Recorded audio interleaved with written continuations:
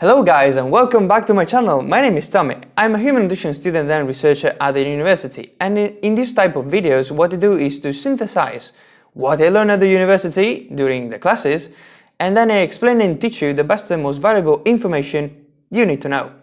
Today we're going to talk about milk, breast milk, the Formula 1, the Formula 2 and cow milk. So the differences that exist between them. Okay, so let's begin. Breast milk. Breast milk is the most nutritious one of them all, the perfect food for the infant. It has everything at the right time because it has the ability to change the composition as the child grows. It provides 65 to 70 kilocalories per deciliter. This is the percentage of energy provided. Proteins. It has 0.9 to 1.2 grams per deciliter. 65% of them are whey proteins, which are proteins with a lot of quality, and 35% are caseins. The biological value of breast milk, human breast milk, is 100%. 100.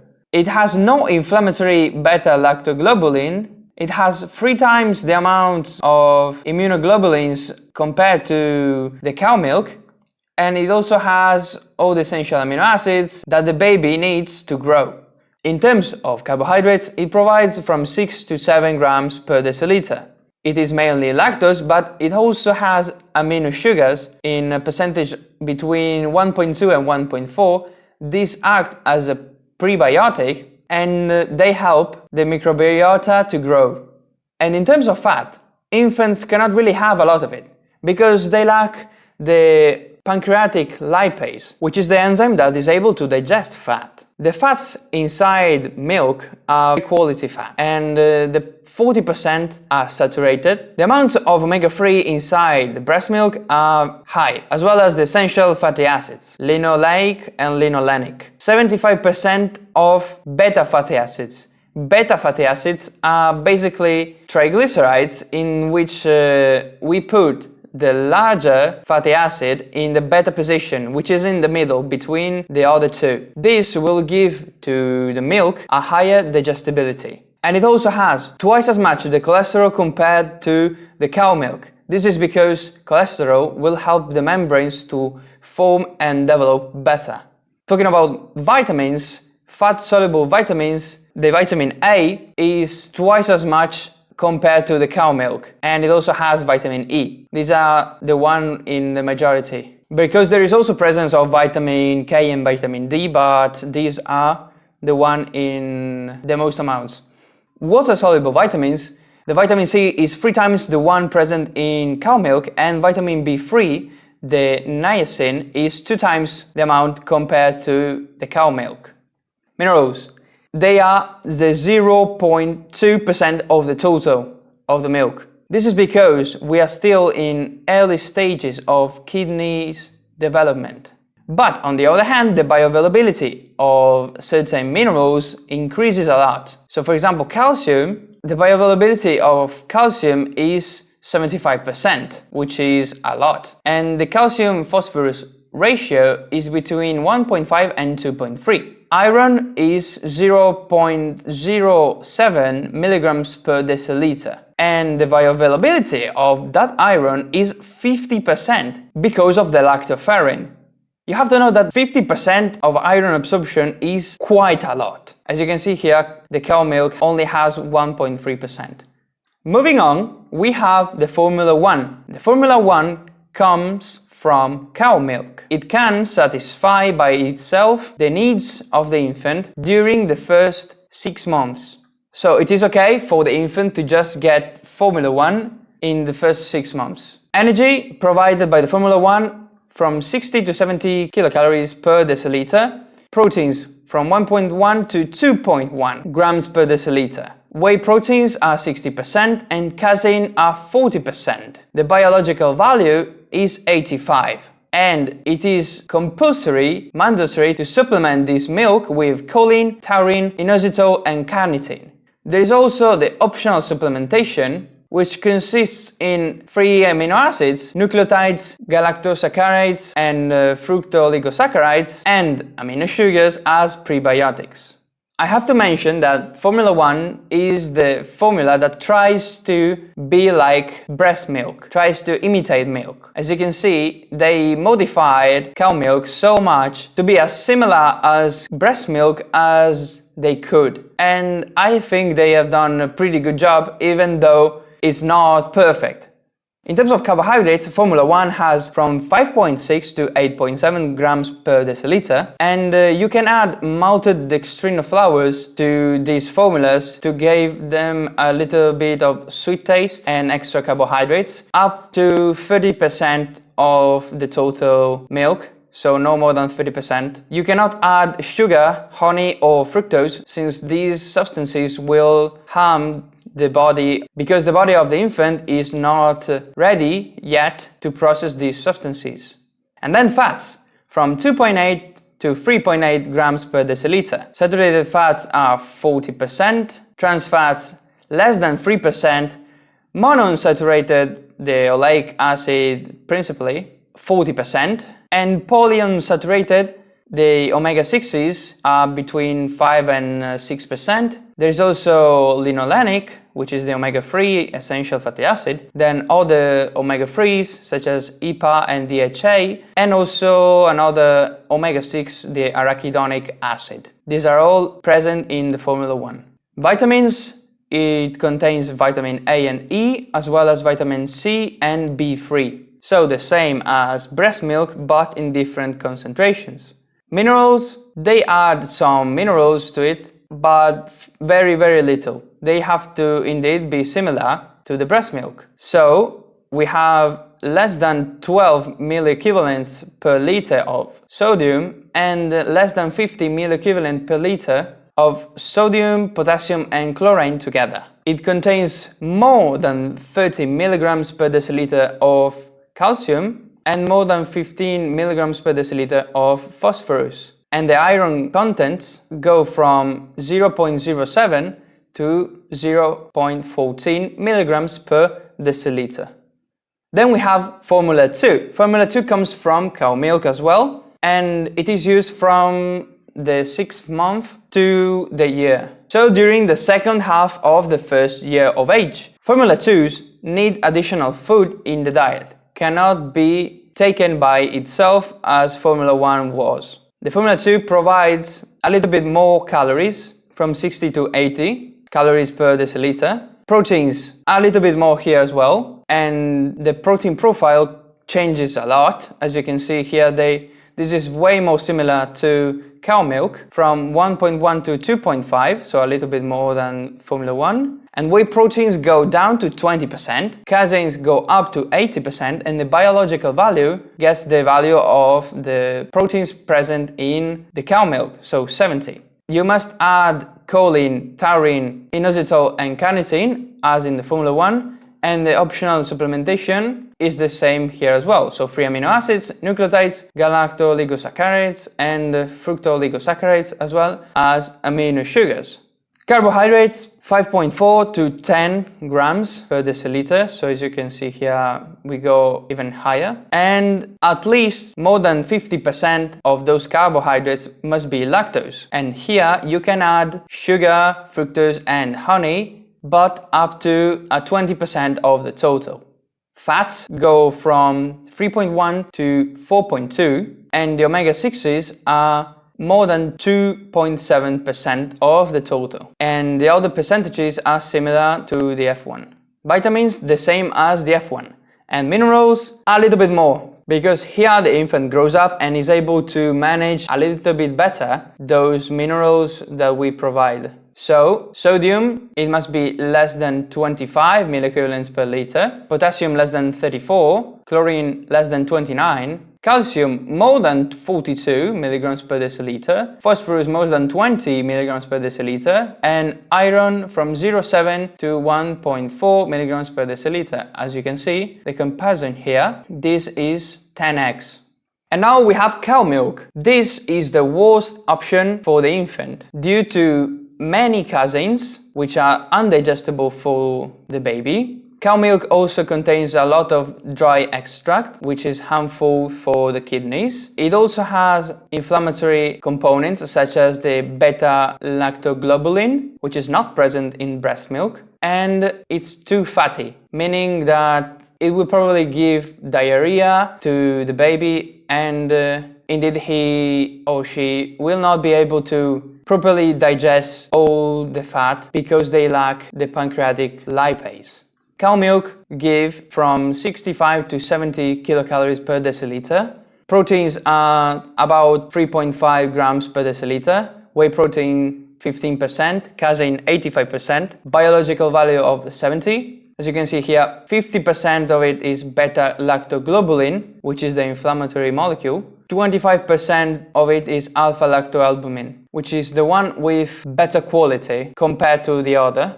And indeed, in the breast milk, human breast milk, the alpha-lactoalbumin is actually the 50%. So very different composition of these two milks.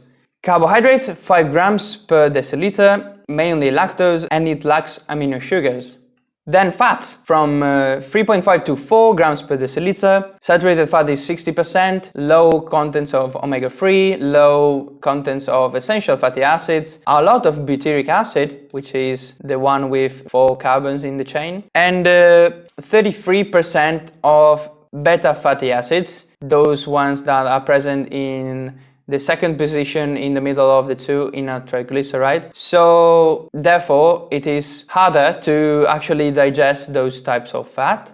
Talking about vitamins, fat-soluble vitamins, the vitamin D and vitamin K are more present than the vitamin A and vitamin E. And in water-soluble, they are more complete of all the B complex, but cow milk lacks the vitamin C. And minerals, well, a lot more compared to the breast milk, 0.7% of the total. It has 3 times the amount of calcium and magnesium compared to the human milk, and 6 times more phosphorus, as well as the bioavailability of calcium is of course less, is only 20% compared to the 75 here, and the calcium phosphorus ratio is 1.3, whereas here is up to 2.3, and the bioavailability of iron is only 1.3 compared to the 50, but it also has zinc in twice the amount compared to the breast milk. Okay, so moving on, we have all the formulas. Not just the 1 and 2, but there is also the 3. Indeed, formula 3 is very similar to the cow milk. It's just that they add some special micronutrients such as maybe vitamin C, and they correct a little bit the profile of proteins or fats to make it more stable and easier to digest for the child. But here we are going to view other formulas apart from those 3. So there is a formula for premature babies, which is similar to the F1, but I say on steroids because it has more calories, more protein in the 2 grams per deciliter, and it has a higher biological value since it has like 70% of whey protein. Indeed, if we return here, Formula 1 proteins is from 1.1 to 2.1, and the whey protein is only 60%. Apart from that, there is also micronutrient supplementation, and this is all meant to get a rapid growth for the baby. Then there is the lactose-free formula in case of congenital intolerance or intestinal mucosal alteration. We can achieve this formula by either exchanging the lactose or adding the lactase, which is the enzyme that decomposes the lactose into galactose and glucose. And lactose, if not tolerated, if not digested, will ferment in the intestine, lowering the pH and also creating some gas and discomfort for the baby. And then we have the formulas from protein hydrolysates. This is basically pre-digesting the proteins to lower the allergenicity. They can have a low hydrolysis or a high hydrolysis. The lower hydrolysis are hypoantigenic, whereas the high hydrolysis are hypoallergenic.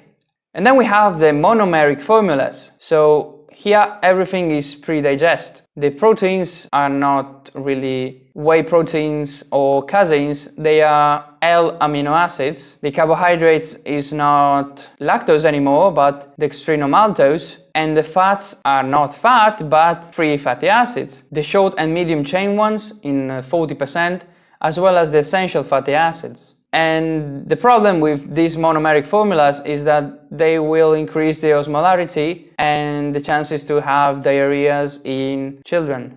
Supplemented with polyunsaturated fatty acids. Since breast milk has a lot of polyunsaturated fatty acids, which are essential in the first week of life because they help the development of the child and the brain, this milk is fortified with polyunsaturated fatty acids. Indeed, it's like a Formula 1 with added fatty acids, such as the essential ones. Then soy formulas, this is like soy milk, and it is meant for cow milk protein intolerance when someone cannot tolerate the beta-lactoglobulin from the cow milk, the lactose-free option, or vegetarian. These are all the cases in which soy formulas can be applied. The problems are because of anti-nutrients in soy. They have a decent quality protein though, but they lack some nutrients, so they are not complete. They're not comparable to human milk or even cow milk. Anti-reflux formulas, they are done with thickeners to prevent the regurgitation, which is something that happens in 20% of babies. So these are some ways to prevent regurgitation or vomiting, indeed the reflux. The first one is postural, no lie down after eating, and the second one is the diet indeed. So it is better to have higher frequency of meals and a lower quantity in each meal, and to use a special milk such as this one, because increasing the density will decrease the chances of say it again after the baby has taken it. And then anti-constipation formulas, the F1 with beta palmitate in 70%, which is almost like breast milk. Basically here we add beta palmitate. This is a beta fatty acid. Palmitate is a 16 carbons fatty acid, the palmitic acid indeed, and beta means that it is in the beta position, the position in the center, in the middle, between the other two fatty acids of a triglyceride. And this will indeed help the digestion because of the pancreatic lipase and also better absorption of calcium and magnesium. In this type of formulas, it is also recommended to add some supplementation. Then we have the anti-colic formulas. And there are some ways in which these formulas are created that this principle, all of them, and especially working together, they prevent the colic. So the use of partially hydrolyzed proteins, then the exchange of lactose to maltodextrins, the fat with higher proportion of short chain fatty acids and beta palmitate because they are way easier to digest, and the fructooligosaccharides as prebiotics, they all help prevent the colic in the baby. And then there is also the day-night formula. So from 6 a.m. to 6 p.m. a lot of proteins, vitamins A, C, E, low amounts of tryptophan and low amounts of carbs. And then from 6 p.m. to 6 a.m. a lot of tryptophan, because tryptophan is able to increase the quantity of melatonin, and the melatonin, what will do is to induce sleep at the right time. This day and night formula mimics the human milk. Since human milk follows the circadian rhythm, it's not the same breastfeeding in the morning and doing it in the afternoon or in the evening, because in the evening that human milk will have higher quantities of tryptophan, indeed to help the baby sleep better. And then we have, last but not least, metabolism errors formulas. This is, for example, when a baby has phenylketonuria, which is the phenylalanine hydroxylase deficiency, or maybe the homocystinuria or tyrosinamia. These are problems with amino acids. And what we do in these types of formulas, the majority of the time, is to eliminate the non-essential nutrients. For example, here, the fructose or the galactose. And then finally we see what are the adverse effects of using formulas. So in the first place, defects in the composition and hygiene of the baby. This is because formulas are not complete and they are not as near in composition as the breast milk. They are not as good as human milk. And hygiene is because you cannot guarantee a sterile product as with breast milk. Since breast milk goes from the mammal to the mouth directly, there's no way of contamination, whereas using formulas there is. Number 2, improper use of the type of formula. As you see, there are a lot of types of formulas, and there is a problem if someone accidentally uses a formula that is not meant to use for their baby. It can have bad consequences on the infant. An example of this would be to give to a normal child the premature baby's formula for rapid growth, and this will overcharge the kidney of the baby and indeed maybe end up with a kidney failure. Number 3, problems with reconstitution water. Yes, because you have to know that these formulas, they are prepared in a laboratory and they are powder. And then you have to rehydrate them to prepare the milk, to create the formula milk. So the water we use can be either bad or very bad because nowadays it's very difficult to find a good quality water that is completely clean. And if you use tap water, you're basically killing your baby. And then number 4, nutritional modification. Talking about sterilization. Since these formulas pass through method of cleaning to ensure that there are no pathogens, no bacteria, no microorganisms, they are sterilized. And this process will eventually make the milk to lose some of its nutrients. It's inevitable. To make sure it is safe, you have to lose some nutrients. And number 5, what is the long-term impact? We don't really know it yet. Okay, that's it for this video. You can find this diagram in the description down below. Clicking the first link, you can download it for free and study it very well. Remember to like, subscribe and share this video to your friends and family. Thank you so much for watching and I see you in the next one. Ciao!